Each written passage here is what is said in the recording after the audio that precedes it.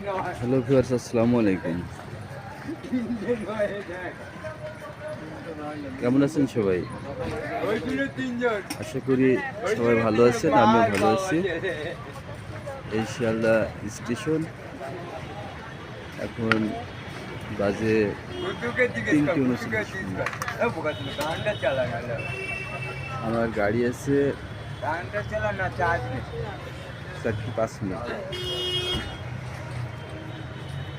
তো এই সুযোগে কিছু ফল কিনলাম। আর এই যে দেখতে পাচ্ছেন, এগুলো স্টেশনের সামনে ছোট ছোট দোকান। চা, ডিম সিদ্ধ, ডিম আমলেট, পাউরুটি, সিগারেট। কারণ এখানে স্টেশনে সিগারেট খাওয়া নিষেধ, অনেকে বাইরে এসে খায়। ছোট ছোট দোকানগুলো মোটামুটি চলে। ইন্ডিয়া থেকে লেবু যাচ্ছে। এই যে আমার এক ভাই ইন্ডিয়া থেকে লেবু কিনেছে।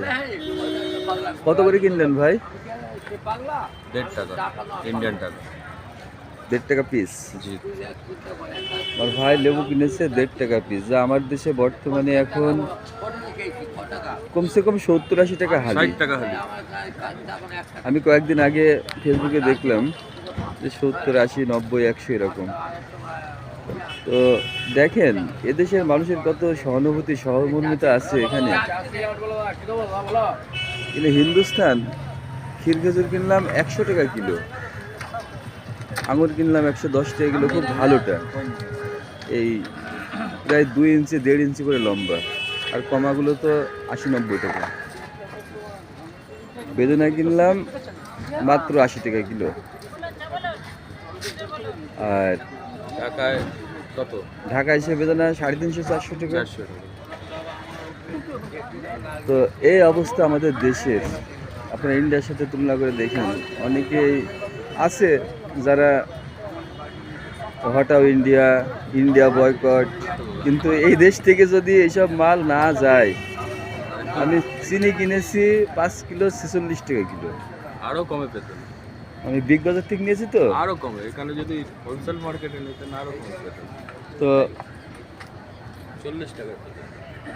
তাহলে দেখুন, আমি অবশ্যই তরমুজের বাজারটা এখানে ঢুকিয়ে নাই, ঢুকলে বুঝতে পারতাম।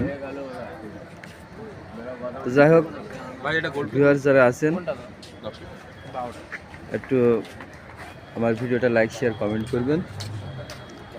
খুদা হাফেজ সবাইকে।